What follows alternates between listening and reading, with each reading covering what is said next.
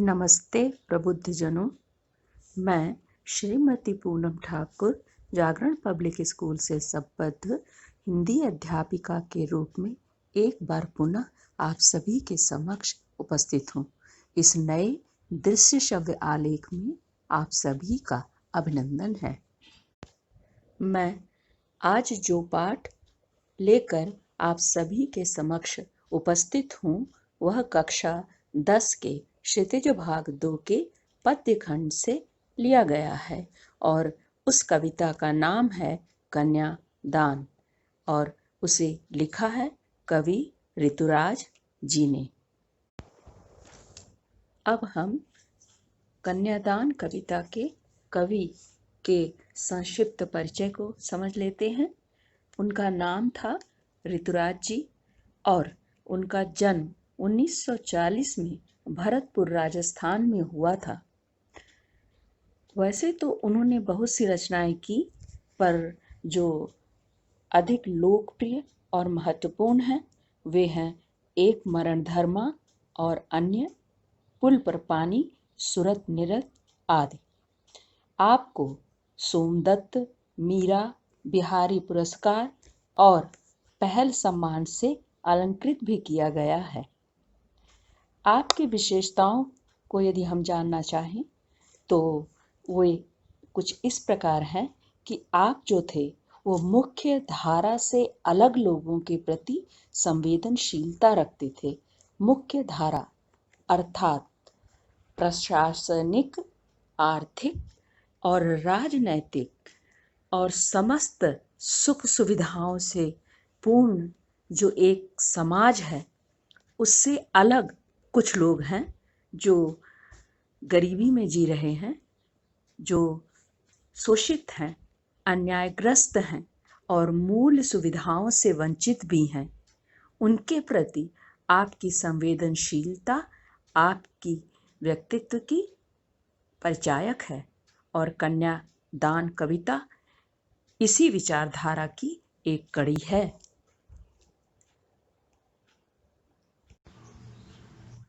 कविता समझने से पहले हम कविता के बारे में कुछ समझ लेते हैं, यानी कि पाठ प्रवेश करते हैं। कन्यादान, इसका अर्थ है कन्या का दान करना। शास्त्रों की मान्यता के अनुसार इसे महादान की कोटि में रखा गया है। मतलब कि शास्त्र मानते हैं कि जो लोग इस दान को करते हैं यानी कन्यादान करते हैं वो लोग महापुण्य को प्राप्त होते हैं। परंतु इस कविता में कवि ने एक माँ के रूप में अपनी सरल व भोली बेटी को जो शिक्षा दी है वह स्त्री के पारंपरिक आदर्श से भिन्न है। अर्थात प्राचीन समय में माएँ जब उनकी पुत्री ससुराल जाती थी और उसका कन्यादान हो चुका होता था तो उस घड़ी में विदाई के समय माँ उसे बहुत सारी आदर्श भरी शिक्षा देती थी, जैसे ससुराल में जाकर के सबको उचित सम्मान देना, सबका ध्यान रखना, सबकी सेवा करना और दोनों कुलों की लाज रखना। इसमें वे माएँ बेटी के जीवन की सुरक्षा, उसकी अपनी पहचान को बिल्कुल भूल जाती थी या यूं कहें दरकिनार कर देती थी। पर इस कविता में माँ ने अपनी पुत्री को जो शिक्षा दी है वो पहले दी गई माँओं से बिल्कुल अलग है। इसमें माँ ने शिक्षा दी है कि वह विवाह के पश्चात नए नए वस्त्रों, सुंदर सुंदर गहनों से सजी हुई कहीं अपने जीवन की सुरक्षा और अपनी पहचान को भूल न जाए। माता पिता के द्वारा जो पारंपरिक शिक्षा दी गई थी उसमें कहीं डूबकर अपनी सुरक्षा को दांव पर न लगा दे।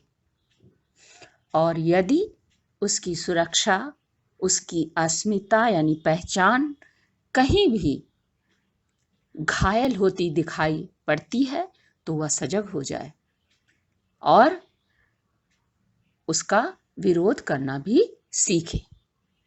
और इस कविता में जो बात लिखी है उससे हमें यह समझ में आता है कि कवि जो है वह एक प्रगतिशील विचारधारा का है। प्रगतिशील यानी प्रोग्रेसिव, यानी परंपरागत वे चीजें जो समाज के लिए ठीक नहीं है, विकास में बेड़ियां हैं, उन्हें तोड़ने वाला। और कवि शोषितों के प्रति संवेदना भी रखता है, यानी जिनके साथ अत्याचार हो रहा हो, जिन्हें पीड़ित किया जा रहा हो, जिनका अधिकार छीना जा रहा हो, उनके हित में वह आवाज उठाने का भी दृष्टिकोण रखता है। अब हम कविता में आए कठिन शब्द और उनके अर्थ जान लेते हैं। प्रामाणिक यानी सबूत से पूर्ण, शाब्दिक शब्द संबंधी, आभास झूठी अनुभूति का भाव, धुंधला धीमा या मध्यम, रीझना यानी मोहित होना, पूंजी यानी जमा धन, बाँचना यानी पढ़ना समझ आना, लयबद्ध यानी सुर में बंधा हुआ। अब हम कविता की व्याख्या समझेंगे। कितना प्रामाणिक था उसका दुख, लड़की को दान में देते वक्त, जैसे वही उसकी अंतिम पूंजी हो। लड़की अभी सयानी नहीं थी, अभी इतनी भोली सरल थी। माँ की पीड़ा बहुत ही सच थी जो उसने कन्यादान करते समय अनुभव की थी, जैसे वह उसके जीवन भर की कमाई हो। पुत्री अभी समझदार भी न थी, उसके स्वभाव में भोलापन और हृदय में सरलता थी। उस माँ की पीड़ा बहुत ही सत्य है। माँ के अनुभव से उस पीड़ा को समर्थन या बल मिलता है। बेटी के बिछड़ जाने पर वह बहुत ही खाली और अकेली पड़ गई है। विवाह संस्कार में कन्यादान की परंपरा का निर्वाह करते हुए माँ उस समय ऐसा अनुभव कर रही थी कि जैसे अंतिम एकत्रित किया हुआ धन किसी को दे दिया गया हो।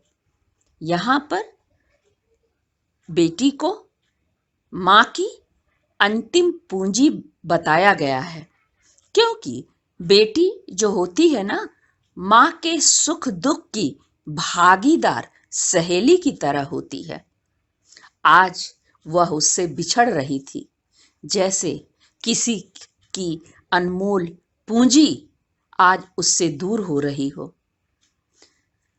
माँ अपने बेटी के बारे में यह भी सोच रही है कि वह अभी इतनी समझदार नहीं हुई है कि दुनियादारी समझ सके।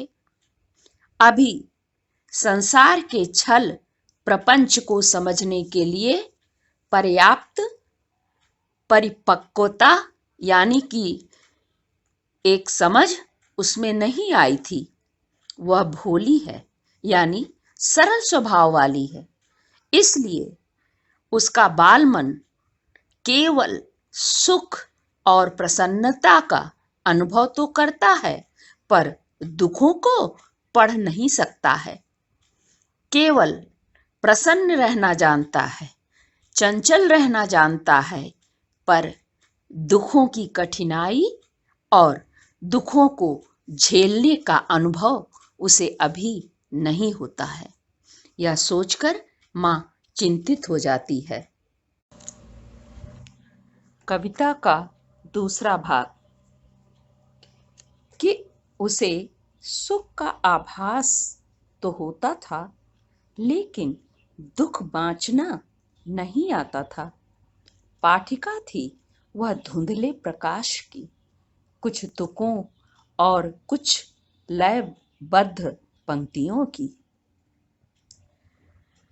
पुत्री का भोला मन सुख समझता था, उसे दुख को पढ़ना नहीं आता था। वह विवाह के सपने देखती थी जो धीमे प्रकाश की तरह अस्पष्ट थे। वह तुकों को मिलाते हुए लगता था सपनों की सुंदर कविता लिख रही हो। अर्थात मां देख रही थी कि विवाह के समय उसकी पुत्री धुंधले प्रकाश में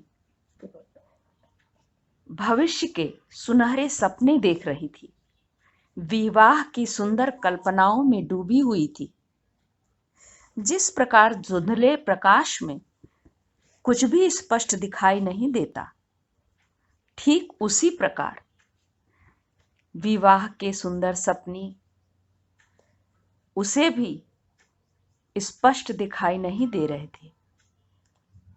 तात्पर्य यह है कि ससुराल जाने पर, विवाह के पश्चात जब वह आगे का जीवन देखेगी तो उसके अनुसार सपनों में जो कुछ देखा गया है वह कितना सुनिश्चित होगा, कितना सच होगा और सुंदर सपने क्या साकार हो सकेंगे, यह सब कुछ अस्पष्ट था। उसका सुंदर सपना एक धुंधले प्रकाश की तरह ही मध्यम था, जिसमें कोई भी छवि साफ नहीं दिखाई देती। अब कविता का तीसरा भाग देखते हैं, जो इस प्रकार है। माँ ने कहा, पानी में झांक कर अपने चेहरे पर मत रीझना, आग आग रोटियां सेकने के लिए है, जलने के लिए नहीं है। माँ ने पुत्री को शिक्षा दी कि पानी में अपना सुंदर चेहरा देखकर मोहित न हो जाए, वह अपने ही रूप जाल में न फंसे। याद रखे कि आग रोटियां बनाने के लिए होती है, ना कि खुद जलने के लिए या फिर दूसरों के द्वारा जला देने के लिए। ससुराल के नए संसार में बेटी जा रही है। वह भोली भाली बेटी उस संसार के कठोर मर्यादाओं, तानों, उलाहनों से बिल्कुल अनजान है। इसलिए माँ उसे समझाती है कि विवाह के पश्चात जब वह नए वस्त्रों, संपूर्ण श्रृंगार और गहनों से सजी हुई होगी तो वह अत्यंत सुंदर लग रही होगी, पर जब वो पानी में या फिर आईने में अपना चेहरा देखे तो उस पर मोहित न हो जाए, क्योंकि आंखों पर मोह का पर्दा यदि पड़ जाएगा तो उसकी धुंधली दृष्टि ससुराल में होने वाले अन्याय, षड्यंत्र व शोषण को देख नहीं सकेगी। अतः माँ समझाती है कि बेटा, आग पर भोजन के रूप में परिवारजनों के लिए रोटियां बनाई जाती है। वह परिवार के लिए रोटियां अवश्य बनाए, पर यह ध्यान रखे कि वह आग ससुराल की प्रताड़ना से तंग आकर स्वयं को जलाने के लिए नहीं है, या फिर ससुराल वाले उसे अपनी स्वार्थ पूर्ति के लिए मार्ग पर बाधा बनने पर जला देने के लिए उस आग का प्रयोग करें। इस अंतर को वह बेटी अच्छे से समझ जाए और सावधान रहे, ताकि उसका जीवन और उसके अधिकार दोनों वहां सुरक्षित रहें। कन्यादान कविता की आगे की पंक्तियों को अब हम समझेंगे। वस्त्र और आभूषण शाब्दिक भ्रमों की तरह बंधन है स्त्री जीवन के। माँ पुत्री को समझाती है कि ये नए सुंदर कपड़े व गहने एक भुलावा हैं जो केवल शब्द समान हैं। वे साकार नहीं होंगे, हवा में ही उड़कर रह जाएंगे। यही नहीं, वे स्त्री जीवन की बेड़ियां हैं। इस प्रकार माँ बेटी को आगे बताती है कि वस्त्र और गहने कितने भी सुंदर हैं, लेकिन वे भ्रम जाल हैं। वह उसे सच्चाई को देखने नहीं देंगे, इसलिए इसे पहनकर वह अंधेरे में ना रहे, क्योंकि ये गहने, ये सुंदर वस्त्र उसके जीवन के स्वतंत्र व सुखमय विकास में बाधक होंगे, बेड़ियां साबित होंगे। कविता के 5वें भाग और उसकी अंतिम पंक्तियां। माँ ने कहा, लड़की होना पर लड़की जैसी दिखाई मत देना। माँ बेटी को समझाती है कि तुम स्त्रियोचित संस्कारों से युक्त रहना। स्त्रियोचित यानी जो स्त्रियों के लिए उचित हो, ऐसे संस्कार हमेशा अपने अंदर रखना और नारी सुलभ गुण हृदय में धारण करना। नारी सुलभ गुण अर्थात नारी में पाए जाने वाले प्राकृतिक गुण जो ईश्वर ने उसे प्रदान किए हैं, उसे हमेशा अपना बनाए रखना। वे गुण हैं सुकोमलता, ममता, दयालुता, मातृत्व, सेवा का भाव, अपनापन आदि। उसे संभाल कर रखना। वे उसके स्त्रीत्व की पहचान हैं, पर उसे प्रकट मत करना, क्योंकि यदि तुमने अपने लड़की होने के गुणों या भाव को लोगों को दिखाया, तो लोग तुम्हारी दयालुता, कोमलता, सेवा भाव, अपनापन को तुम्हारी कमजोरी समझेंगे। तुम्हें लोग अबला समझकर भय देंगे, तुम्हारा शोषण करेंगे।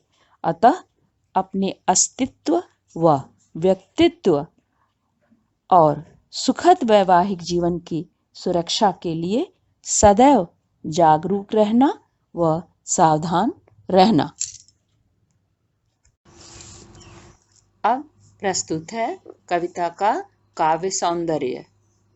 इसके अंतर्गत निम्नलिखित बिंदु आते हैं: छंद, भाषा, रस, गुण, शक्ति, अलंकार और कुछ अन्य बिंदु भी, जिसे आगे देखेंगे।